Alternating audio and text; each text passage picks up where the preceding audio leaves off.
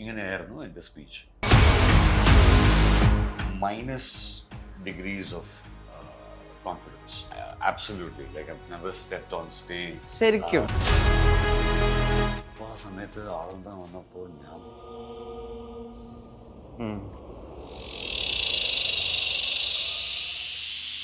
கடவுள் பாதி மிருகம் பாதி கலந்து செய்த கலவை நான்.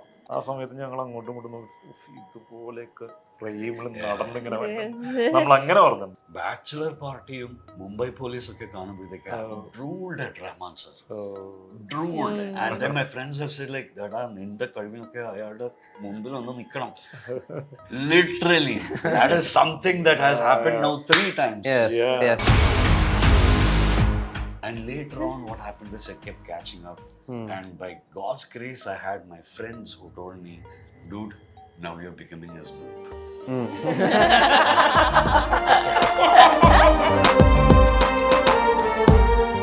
അങ്ങോട്ടല്ല. നിങ്ങളെല്ലാവരും ഓസ്കാർ സ്പീച്ച് നടത്തിയിട്ടുണ്ടോ ബാത്റൂമിൽ? ഓസ്കാർ സ്പീച്ച് ഞാൻ ജസ്റ്റ് മലയാളത്തിൽ എന്തോ പറഞ്ഞു. ഓസ്കറുടെ അറിയില്ല, പക്ഷെ സെറ്റ് ചെയ്ത് വെച്ചിട്ടുണ്ട്. ഞാൻ എന്റെ ലൈഫിൽ നടക്കുന്ന ഓരോ കാര്യം ഓക്കെ ഞാൻ ഓസ്കാർ കിട്ടിയിട്ട് ഇത് പറയാം നോട്ട് ചെയ്ത് വെക്കും. ബാത്റൂമിലാണ് ഡബിംഗ് പ്രാക്ടീസ്, മിമിക്രി പ്രാക്ടീസ്. ഇല്ല, ഇനി എന്നെ കൊണ്ട് പറയിപ്പിക്കും. അത് നടക്കും. എന്റെ ആവശ്യമുള്ള സർജറീസ് കഴിഞ്ഞിട്ട് അത് ഞാൻ തൊട്ടിട്ടില്ല. ഞാൻ ജനിച്ചതിലേക്കാളും എത്രയോ കംപ്ലീറ്റ് ആണ് ഞാനിപ്പോൾ.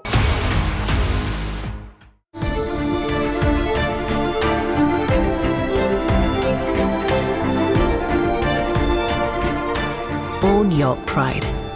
Pride Diamond Collections by Joya Lucas, world's favorite jeweler. മലയാള സിനിമയെ സംബന്ധിച്ചിടത്തോളം മെഡിക്കൽ ബാക്ക്ഗ്രൗണ്ട് ഉള്ള സിനിമകൾ അല്ലെങ്കിൽ മെഡിക്കൽ ത്രില്ലറുകൾക്കൊക്കെ തന്നെ നല്ല റിസപ്ഷൻ ഉണ്ടായിട്ടുണ്ട്. ഇപ്പം നിർണയം എടുത്ത് നോക്കിയാലും വൈറസ് എടുത്ത് നോക്കിയാലും ഒക്കെ ആ വിധത്തിൽ ശ്രദ്ധിക്കപ്പെടുന്ന ഒരു സിനിമയാവട്ടെ ഡോസ് എന്ന സിനിമയെ പറ്റി സംസാരിക്കാൻ വേണ്ടി സിജു, അശ്വിൻ, ദൃശ്യ, കൃഷ്ണ കുറുപ്പ് എന്നിവരൊക്കെ ചേരുന്നു. കൃഷ സോറി അപ്പൊ കൃഷ്ണ കുറുപ്പ് ജോയിൻ ചെയ്യുന്നു. നമസ്കാരം. നമസ്കാരം. ഒരു മെഡിക്കൽ ത്രില്ലർ അല്ലെങ്കിൽ മെഡിക്കൽ ബാക്ക്ഗ്രൗണ്ടിൽ കഥ പറയുക എന്നൊക്കെ പറയുമ്പോൾ പക്ഷേ നമുക്ക് അയാളും ഞാനും തമ്മിലൊരു മീറ്ററുണ്ട്. വളരെ ഇമോഷണലായിട്ട് ആ മെഡിക്കൽ ഫീൽഡിൻ്റെ എത്തിക്സിനെ പറ്റി പറയുന്ന ഒരു സൈഡുണ്ട്. അപ്പുറത്ത് വൈറസിനെ പോലെ വളരെ റിയലിസ്റ്റിക് ആയിട്ടുള്ള ഒരു സൈഡുണ്ട്. ആൻഡ് നിർണയം പോലെ വളരെ സിനിമാറ്റിക് ആയിട്ട് ഒരു ഹൈ എൻഡ് മെഡിക്കൽ ത്രില്ലർ തന്നെയായിരുന്നു ആ സമയത്ത്. അത് ലാലേട്ടൻ്റെ പടം. ഡോസ് എവിടെ നിൽക്കും, എവിടെ പ്ലേസ് ചെയ്യാൻ പറ്റും?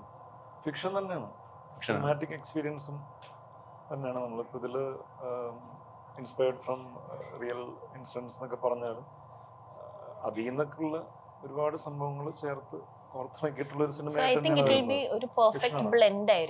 ഒരു സിനിമാറ്റിക് എക്സ്പീരിയൻസ് തന്നെ ആയിരിക്കും ഡോസ് എന്ന് പറയുന്ന മൂവി. ത്രില്ലറാണ്, ത്രില്ലർ ജോണറിലുള്ള മൂവി തന്നെയാണ്.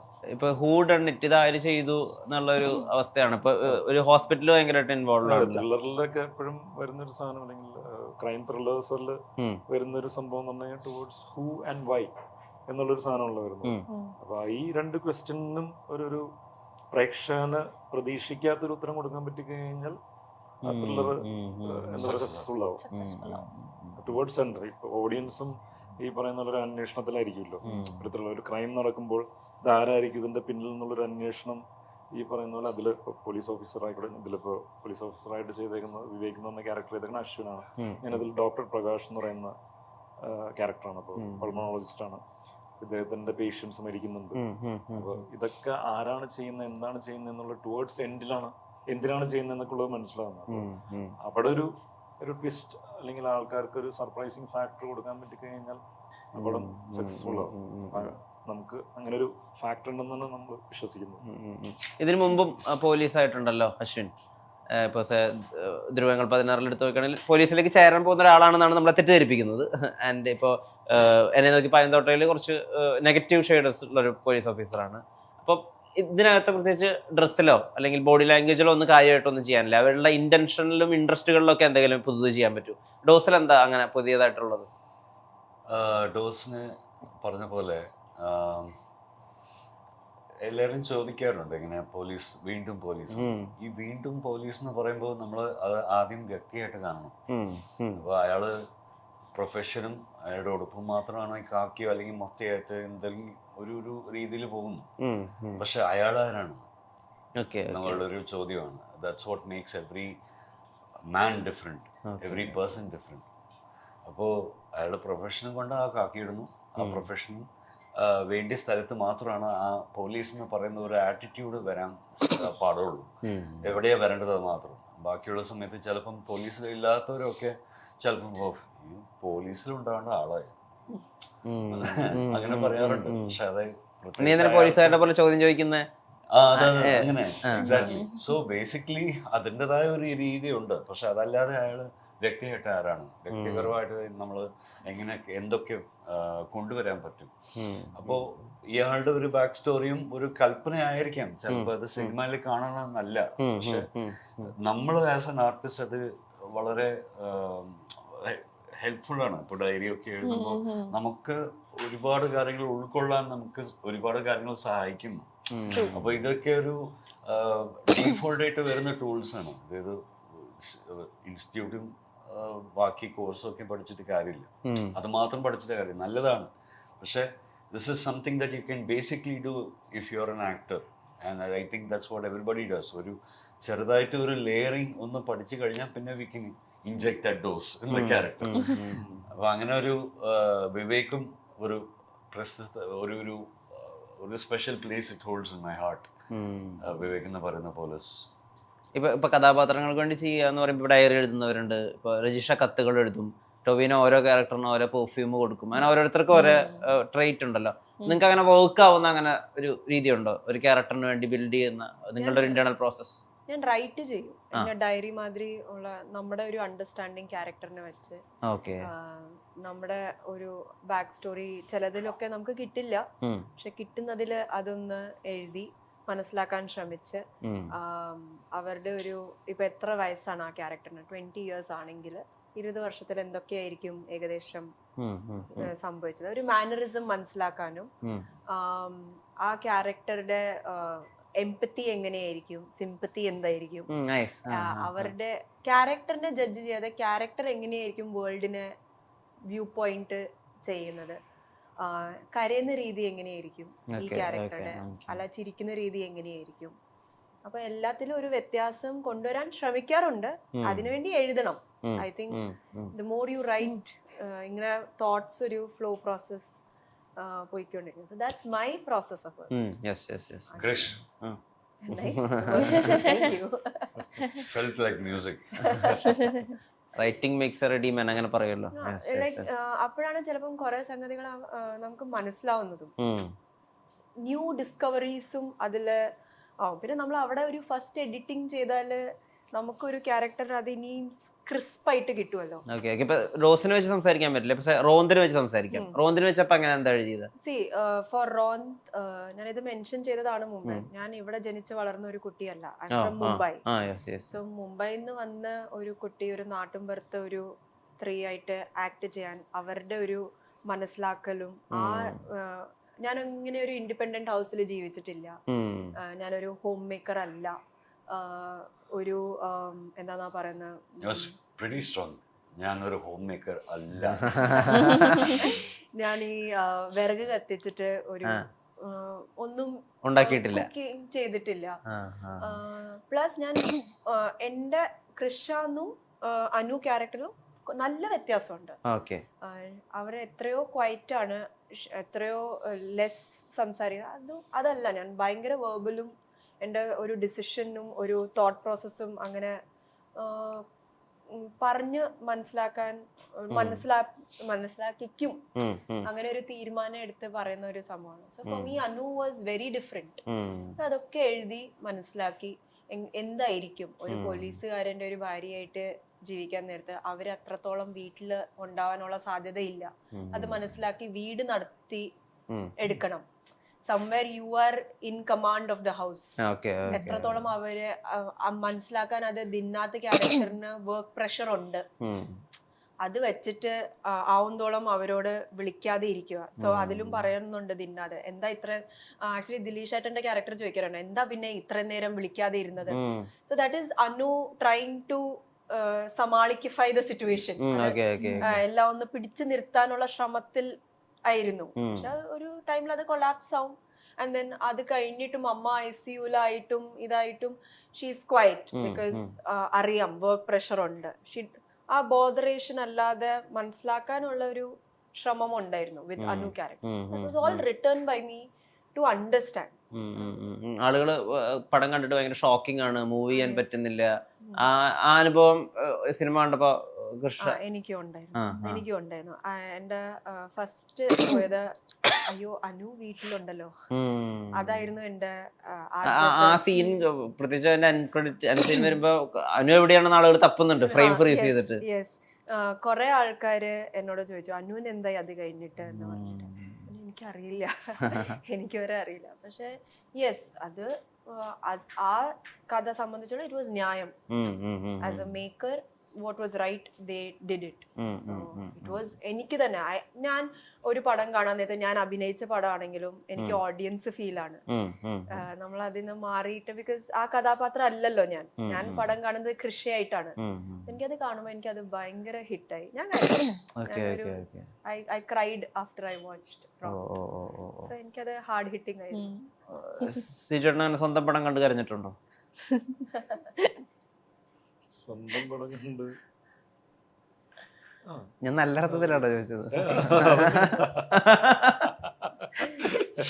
ലൈക് സിനിമ കണ്ടോണ്ടിരിക്കുമ്പോ അതിലെ ഇമോഷൻ കണ്ടിട്ടല്ലേ കറന്നുണ്ട്. ഒരുപാട് സിനിമകളുണ്ട്. ഇപ്പൊ ഹാപ്പി വെഡിങ്ങില് എനിക്ക് ജയിലിലെ സീക്വൻസ്, സ്റ്റേഷനില് ഷാഹിന ചീറ്റ് ചെയ്തു എന്നറിയുമ്പോ തോന്നുമ്പോ ആ മൊമെന്റില് ചെറുതായിട്ട് കണ്ടു പറയുന്നുണ്ട്. അതുപോലെ തന്നെ 19-ാം നൂറ്റാണ്ടിന്റെ ക്ലൈമാക്സ് സീക്വൻസ്, കയാദുന്റെ പോർഷൻസ് ഒക്കെ വരുന്നത്. അപ്പൊ അങ്ങനെ പ്രേമത്തില് ജോർജിന്റെ ഇമോഷൻസ്. അതായത് we will be able to relate. Why I'm able to relate is you'll go straight to the shot when you watch the film. You go to the shot when you were performing. You get a glimpse of it. And that will move you a bit. Karanam, what you have invested has come out. നമ്മളൊരു emotional investment ഉണ്ട് അതിൽ, mental investment. നമ്മള് shoot ചെയ്യുമ്പോൾ തന്നെ ഇങ്ങനത്തെ emotional സാധനങ്ങളൊക്കെ ചെയ്യുമ്പോൾ, ഇന്ന് മുതൽ എന്ന് പറയുന്ന സിനിമ ഞാൻ ചെയ്തിട്ടുണ്ട്. ഇന്ന് മുതലിന്റെ ക്ലൈമാക്സിന്റെ പോർഷനിലൊക്കെ ഞാൻ പടികളൊക്കെ ഇറങ്ങി പോകുന്ന സീക്വൻസും സംഭവം ഉണ്ടാവും. പുള്ളി നമ്മുടെ ആ പ്രായമായിട്ടുള്ള പുള്ളീനെ അവിടെ ആക്കിയിട്ട് ഇറങ്ങി പോകുന്ന സംഭവത്തില് അതവിടെ ഷോട്ട് എടുത്തോണ്ടിരിക്കുന്ന സമയത്ത് തന്നെ നമുക്ക് ആ ഫീലും മൂഡും ഓട്ടോമാറ്റിക്കലി അല്ലെങ്കിൽ അവിടെ കിട്ടുക. മോട്ടിവേഷൻ അവിടെ തന്നെ ഉണ്ടാവും. ഷൂട്ട് ചെയ്യുമ്പോൾ തന്നെ നമുക്ക് കിട്ടുമായിരുന്നു. ഷൂട്ട് ചെയ്ത് കഴിഞ്ഞ് കഴിഞ്ഞിട്ട് നമ്മള് ഒരു മ്യൂസിക് റെഫറൻസ് ഒക്കെ ഇട്ടിട്ട് ചുമ്മാ കാണുമ്പോൾ തന്നെ നമുക്ക് ആ ഫീല് കിട്ടുമായിരുന്നു. അത് തിയേറ്ററിലും കാണുമ്പോൾ അങ്ങനത്തെ സീക്വൻസസ് ഒക്കെ തീർച്ചയായിട്ടും കണ്ടെന്നറിയാറുണ്ട്. ഞാൻ ഭയങ്കര ഇമോഷണൽ ആയിട്ടുള്ള ആളാണ്. എനിക്ക് അങ്ങനത്തെ സിനിമകൾ അല്ലെങ്കിൽ സന്തോഷ കണ്ണീരും ഇതൊക്കെ വരുന്നതാണ്. അത് സ്ക്രീനിൽ കാണുന്ന സംഭവം നമുക്ക് അല്ലെങ്കിൽ കാണുമ്പോൾ ആ ഇമോഷൻ നമ്മളിലേക്ക് പകരുന്നുണ്ടെങ്കിൽ തീർച്ചയായിട്ടും അത് സക്സസ്ഫുൾ ആണെന്നാണ്. ആ സീനും അല്ലെങ്കിൽ ആ സിറ്റുവേഷനും ഭയങ്കരമായിട്ട് നമ്മൾ. സിജോട്ടൻ വളരെയധികം ഇൻവെസ്റ്റ് ചെയ്യുന്ന ഒരു ആക്ടറാണ് ഇപ്പോൾ ഒരു കഥാപാത്രത്തിന് വേണ്ടിയിട്ട്. അപ്പോൾ ആളുകൾക്ക് ആ ഒരു ബോധ്യമുണ്ട്, സിജുവിനെ അഭിനയിക്കാൻ അറിയാം, അങ്ങനത്തെ ഒരു പ്രോമിസും ഉണ്ട്. പക്ഷെ സിജോട്ടന് ഇപ്പോഴും ഒരു പ്രൊജക്റ്റ് മൗണ്ട് ചെയ്യാനോ അല്ലെങ്കിൽ ഒരു പ്രൊജക്റ്റ് പ്രേക്ഷകരിലേക്ക് എത്തിക്കാനോ അതിനൊരു സിജോട്ടൻ ഉദ്ദേശിക്കുന്ന രീതിയിൽ ഒരു സിനിമ രൂപമാക്കാനോ സ്ട്രഗിൾ ഉണ്ടോ? തീർച്ചയായിട്ടും ഉണ്ട്. പിന്നെ കാരണം ഒരു ഇനീഷ്യൽ പുള്ള് മാറ്റേഴ്സ്. ഇനീഷ്യൽ പുൾ എന്ന് പറയുന്ന മാറ്റേഴ്സ്. കാരണം എനിക്ക് തോന്നുന്നു അങ്ങനത്തെ ഒരു സിനിമ ലൈഫിൽ സംഭവിച്ചിട്ടുണ്ട്. ഇൻഡിവിജ്വൽ ആയിട്ടുള്ള ഇൻഡിപെൻഡന്റ് സിനിമകൾ, ഇപ്പൊ എന്റേതായിട്ടുള്ള സിനിമകൾ അങ്ങനെ സോളോ ഹീറോ പടം അങ്ങനത്തെ സിനിമകൾ സംഭവിച്ചു കഴിയുമ്പോഴാണ് ഒരു ഇനീഷ്യൽ പുള്ളും കാര്യങ്ങളൊക്കെ വരിക. അപ്പോൾ അതിനുവേണ്ടി വെയിറ്റിംഗ് ആണ്. അപ്പോൾ നല്ല എന്റർടൈനേഴ്സും അങ്ങനത്തെ സാധനങ്ങളൊക്കെ ചെയ്യുമ്പോഴാണ് അങ്ങനത്തെ ഒരു പുള്ളും കാര്യങ്ങളൊക്കെ കിട്ടുന്നത്. ഈവൻ ഹാപ്പി വെഡിങ് എന്ന് പറയുന്ന സിനിമ നമ്മൾ ഫസ്റ്റ് പത്മയിൽ കാണാൻ ചെല്ലുന്ന സമയത്ത് എൻ്റെ ഫ്രണ്ട്സും കുറച്ച് ആൾക്കാരും ഉള്ളൂ. ഒരു നമ്മള് കുറച്ച് പേരുള്ളൂ, ഒരു 10-30 പേരൊക്കെ ആ സിനിമ കാണാനുള്ളൂ. അപ്പൊ അന്ന് കമ്മട്ടിപ്പാടം ഇറങ്ങിയേക്കണം അപ്പുറത്ത്. കമ്മട്ടിപ്പാടം നടക്കാം. കത്തി സൺഡേ എന്ന് പറഞ്ഞൊരു തമിഴ് പടം ഉണ്ട്, വിശാലിന്റെ ഒരു തമിഴ് പടം. അപ്പൊ ഇതൊക്കെ ഇറങ്ങിയേക്കാം. അപ്പൊ ദുൽഖറിന് ഓൾറെഡി ഇനീഷ്യൽ പുള്ളിലാണ്. പിന്നെ രാജീവേട്ടൻ ചെയ്യുന്ന സിനിമ ഇതൊരു ക്ലാസ് മൂവി ആയിരുന്നു. അപ്പൊ നമ്മള് ഫസ്റ്റ് ഷോ കഴിഞ്ഞപ്പോഴത്തേക്കും എനിക്ക് തോന്നുന്നു ഗ്രേസിന്റെ റാഗിങ് സീക്വൻസ് വന്നത് തൊട്ട് നമ്മുടെ ഫ്രണ്ട്സും ഫാമിലീസ് ഒക്കെയാണ് ഇരിക്കണമെന്നുണ്ടെങ്കിലും അതുവരെ ഇങ്ങനെ എല്ലാവരും ഇങ്ങനെ വെയിറ്റ് ചെയ്തിട്ട് ആ റാഗിങ് സീനിൽ എല്ലാവരും കടിച്ചു പിടിച്ചിരുന്ന സാധനങ്ങളെല്ലാം പൊട്ടിത്തെറിച്ച് തരിപ്പണിട്ട് എല്ലാവരും ചിരി തുടങ്ങി. പിന്നെ അങ്ങോട്ട് ചിരിയുടെ പൂരമാണ്, തിയേറ്ററിൽ ഫുൾ ഇങ്ങനെ ചിരിയാണെന്നുണ്ടെങ്കിൽ. അപ്പോൾ ഒരു ഫസ്റ്റ് ഷോ കഴിഞ്ഞ് മാറ്റിനി തൊട്ടിട്ട് ആൾക്കാർ ഭയങ്കരമായിട്ട് കയറി തുടങ്ങി. അപ്പോൾ അത് പതിയെ പതിയെ മൗത്ത് പബ്ലിസിറ്റിയിലാണ് കയറി വന്നത്. അപ്പോൾ ആ സിനിമ ഒരു 105 ദിവസം ഓടിയെങ്കിലും ഇനീഷ്യൽ ഫുൾ അതിനുണ്ടായിട്ടുള്ള ഒരു സിനിമയ്ക്ക് ഉണ്ടായിട്ടുള്ളത്. 19-ാം നൂറ്റാണ്ടിൽ പിന്നെയും ഒരു ഇതുണ്ടാണ്. വിനയൻ സാറിന്റെ ഒരു ക്രാഫ്റ്റും വിനയൻ സാറിന്റെ വലിയ സ്കെയിലാണ് ആയതുകൊണ്ട് ട്രെയിലറൊക്കെ ഇംപ്രസീവ് ആയിരുന്നു. അതെ, ഇംപ്രസീവ് ആയിരുന്നു. അപ്പോൾ തിയേറ്റർ വാച്ച് ഡിമാൻഡ് ചെയ്യുന്ന മൂവി കാരണം അങ്ങനത്തെ ഒരു സംഭവം വന്നായിരുന്നു. അപ്പൊ തീർച്ചയായിട്ടും തിയേറ്ററിലേക്ക് ഓഡിയൻസിനെ എത്തിക്കാനായിട്ടുള്ള സ്ട്രഗിള് എപ്പോഴും നടക്കുന്നുണ്ട്. അശ്വിൻ എന്നുള്ള ആക്ടറിനെ പറ്റി സംസാരിക്കുമ്പോൾ എന്തായാലും ഈ കമൽഹാസൻ ആക്ടറിനെ പറ്റി സംസാരിക്കാതിരിക്കാൻ പറ്റില്ലല്ലോ.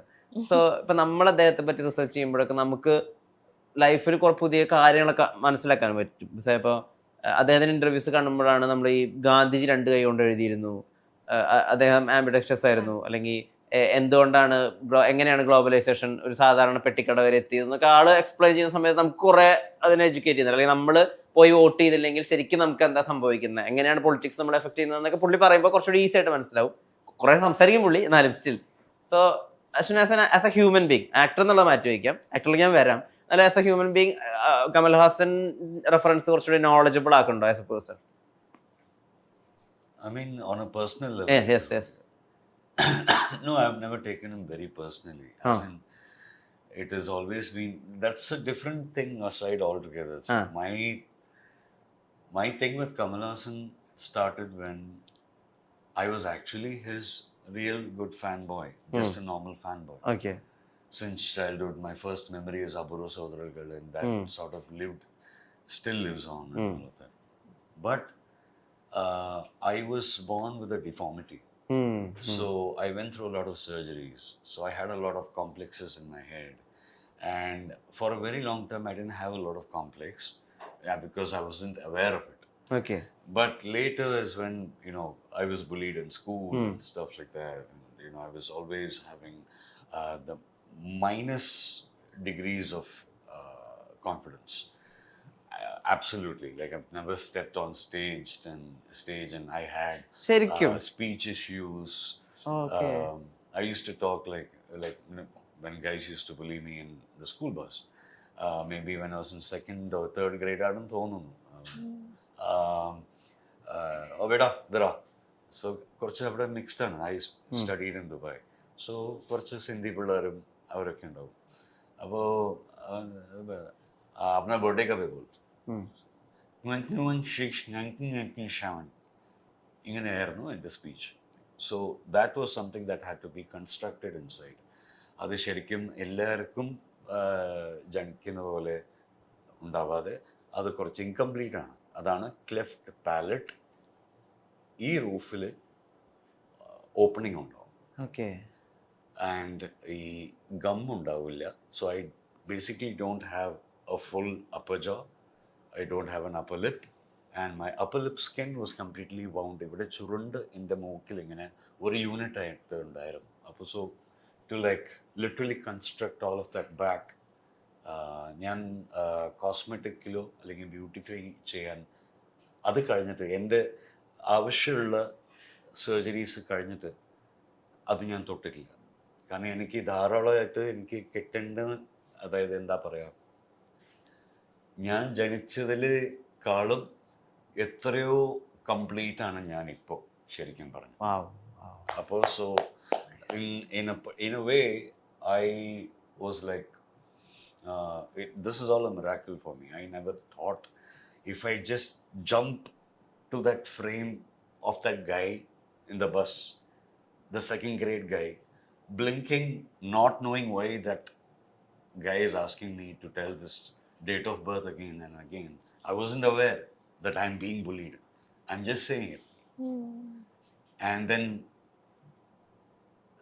the face, the boy from that face jumps to this point where I'm giving a interview for a film of mine. Wow. It's all a miracle. I don't know how it happened. Though എവിടേക്കോ പോയല്ലേ. കമൽഹാസൻ സാറിന്റെ ചോദിച്ചുകൊണ്ട് അങ്ങനെ Yeah, so അപൂർവ basically സഹോദരങ്ങളാണ് the കണ്ടുകൊടുക്കുന്നത്. complexല് 8th or the 9th grade is when my classmates started saying, I'll tell you, before in the papers and all, we used to have actors' photos at ഒരു മാറ്റിനി ഷോയില് സൂര്യാലോ ഏഷ്യാനെറ്റിലോ അല്ലെങ്കിൽ sun T വിയിലോ അങ്ങനെ ഒരു ലാലേട്ടൻ്റെയോ അല്ലെങ്കിൽ കമൽഹാസൻ്റെയോ അങ്ങനെ ഒരു photo ഉണ്ടാവും. ഒരാൾ അത് കട്ട് ചെയ്തിട്ട് ആ കട്ട് ഔട്ട് കൊണ്ടുവന്നിട്ട് ബോയ് ഇസ്കി ഷക്കൽ മിൽത്തി യാർ അങ്ങനെ. ആൻഡ് വേറെ എടാ എടാ കമൽഹാസന് എന്നൊക്കെ. So that's when it slowly started, and I didn't believe it then, but I was so happy because I was already a fanboy. Okay. ആ സമയത്ത് സിനിമകൾ ഏതാ? I don't know if you know Indrudu Chandrudu. Yes. Okay. Sangeetham sirs. Okay. Sangeetha Srinivasa Rao. Yes. ഇന്ദ്രുഡു ചന്ദ്രുഡു നായകൻ രാജാപർവയിലെ എന്താ വേണ്ടേ? ഇനി ഞാൻ വിക്രമിൽ കൂടി ഫയർ ചെയ്യില്ലേ? അങ്ങനെയാണ് ആ സമയത്ത് വന്ന സിനിമകൾ. മനസ്സിലായോ? അപ്പൊ ആ ഒരു പീക്കിലും മെന്റലി ഫിസിക്കലി ഏറ്റവും ഓപ്റ്റിമം ലെവലിൽ നിൽക്കുന്ന ഒരു ആർട്ടിസ്റ്റാണ് Kamal sir. By face, by രൂപം, by his body, his face, the looks and the mental effort that he has put into each and every layer. Michael Madan Kamarajan, man, you don't get me started. പക്ഷേ ആ സമയത്തൊക്കെ അതൊക്കെ കണ്ട് വളർന്ന ഒരാള്, these people are like sort of giving me something else here. Like that was a real high. Like as a schoolboy, to feel a high after I don't know how long of being bullied. Suddenly you're getting a star image. Adora high aanu. And then later on it slowly started building up. ഞാൻ എൻ്റെ ലൈഫിൽ ഒരു dose പറയാം. Sorry I am taking all of Nice. വലിയ dose എന്ന് പറഞ്ഞാൽ കുറേ സ്ഥലത്ത് നമ്മൾ ഡോസിന്റെ കാര്യം സംസാരിച്ചപ്പോൾ ഈ ചോദ്യം എൻ്റെ കൈ കിട്ടിയ എൻ്റെ ഡോസിന്റെ ഒരു കാര്യം പറയാം. അപ്പോൾ കമൽ സാറിന്റെ ഒരു ഈ ചായ ഉണ്ട് എന്നൊക്കെ പറയുമ്പോൾ ആളവന്താൻ റിലീസ് ചെയ്ത സമയമാണ് 9th grade 9th standard 2000. അപ്പോൾ ആ സമയത്ത് ആളവന്താൻ വന്നപ്പോൾ ഞാൻ അലമ്പായി. Okay, I went down to the saloon and I told him to take my hand in a shave head off. I don't know if I shaved or if it was just a ഒരു ചെറിയ പൊടിക്ക്. And I'm walking back home like Nanda. മരുതൻപാതി മൃഗംപാതി. Oh my God! And then Can you sing that? My dad was traveling. Okay, before we get into all of that, my dad was traveling. And my dad is terror at home. And there are certain things that you cannot, do. Certain things. But otherwise, he's a fine gentleman. But there are certain things where you're going to get it. Okay. So my grandmom and my mom get shocked. My grandma was looking at my mom. My mom, they, first of all, this shock becomes a double shock. Like, what would be after a week when his dad comes back? Actually, I think this maybe 2 more days, 3 more days or something. And then my dad was actually Nandakumar Alavandan. Yeah. That military dad. No. After he came back, he was the Alavandan. അപ്പോൾ ചേർക്കെ പറന്നു ഭയങ്കര ഡോസായി ആ സമയത്ത്. Yes. Can you sing that മരുതൻപാതി മൃഗംപാതി? கடவுள் பாதி மிருகம் பாதி கலந்து செய்த கலவை நான், வெளியே மிருகம் உள்ளே கடவுள் விளங்க முடியா கவிதை நான், மிருகம் கொன்று கடவுள் வளர்க்க பார்க்கின்றேன், ஆனால் கடவுள் கொன்ற உணவாய் தின்று மிருகம் மட்டும் வளர்கிறது. That's something that got into my head. And later on, what happened is I kept catching up. And by God's grace, I had my friends who told me, dude, now you're becoming his dupe.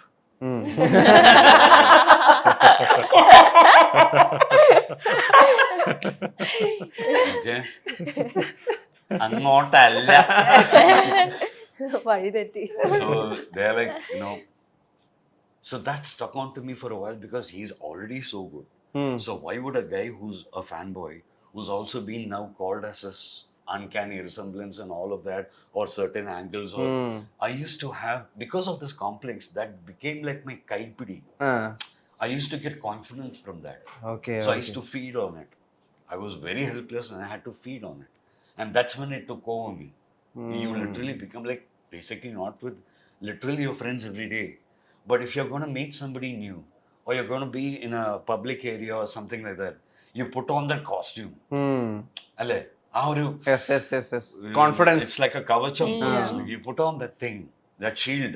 You have that shield on. And then you're meeting new people. And then from Ashwin, suddenly you'll become like,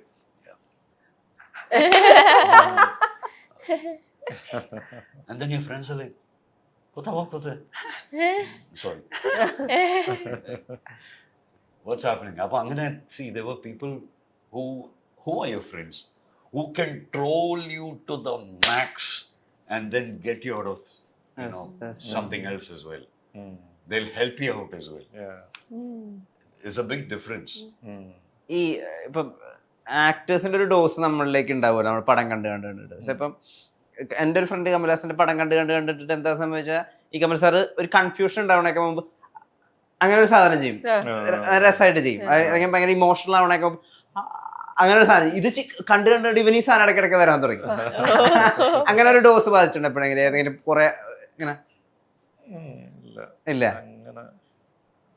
അങ്ങനത്തെ ഇല്ല, സംഭവിച്ചില്ല. എനിക്ക് ഓർമ്മയുള്ള, അല്ലെങ്കിൽ സിനിമയുടെ അങ്ങനത്തെ ഒരു ഇതില് എനിക്ക് ഓർമ്മയുള്ളത്, പുതിയ മുഖം കാണാനായിട്ട് ഞാനും നിവിൻ, അൽഫോൺസ്, നമ്മളെല്ലാവരും ടീമായിട്ട് അന്ന് സിനിമയിലൊന്നും കയറിയിട്ടില്ല. അപ്പൊ ആ സമയത്ത് പുതിയ മുഖം കാണാനായിട്ട് തിയേറ്ററിൽ പോയിരിക്കുമ്പോൾ ലോക്കൽ ക്രൗഡിന്റെ താഴെ ഒരു ഫസ്റ്റ് ക്ലാസ്സിലിരിക്കുന്നത്, ഫസ്റ്റ് ക്ലാസ്സിൽ ഇരുന്ന സിനിമ കാണുന്ന സമയത്ത് ആ നടന്നു വരുന്ന പരിപാടി ഉണ്ടല്ലോ, അവിടെ ഒരു ഗൂസ്ബം കിട്ടുമല്ലോ. ആ സമയത്ത് ഞങ്ങൾ അങ്ങോട്ടും ഇങ്ങോട്ടും നോക്കി, ഇതുപോലെയൊക്കെ ഫ്രെയിമിൽ നടന്നിങ്ങനെ നമ്മൾ അങ്ങനെ പറഞ്ഞു.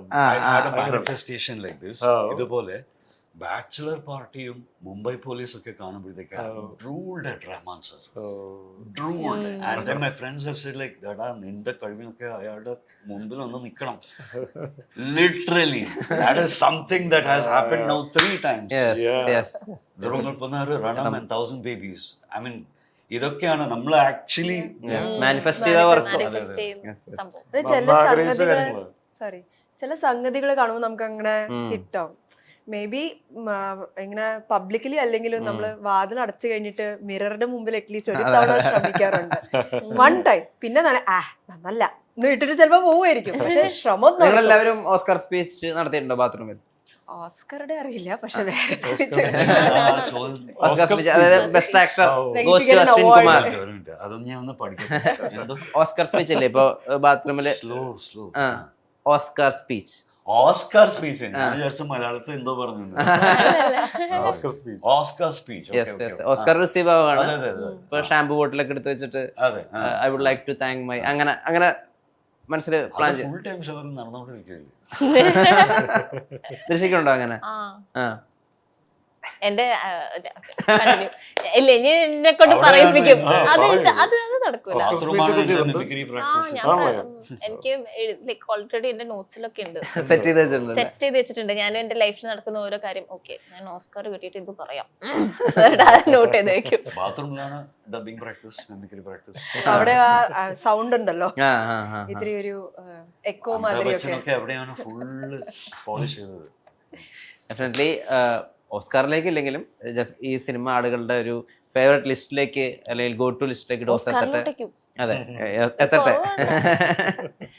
ഡോസ് ആളുകൾക്ക് കൃത്യമായ ഡോസേജിൽ മനസ്സിലാക്കാൻ സാധിക്കട്ടെ, സിനിമ സംസാരിക്കട്ടെ, നാലുപേരുടെയും കരിയർ ഉദ്ദേശിച്ച മാനിഫെസ്റ്റേഷൻ ലെവൽസിലൊക്കെ എത്തട്ടെ. നേരത്തിന് ഒരുപാട് നന്ദി. നമസ്കാരം. Thank you.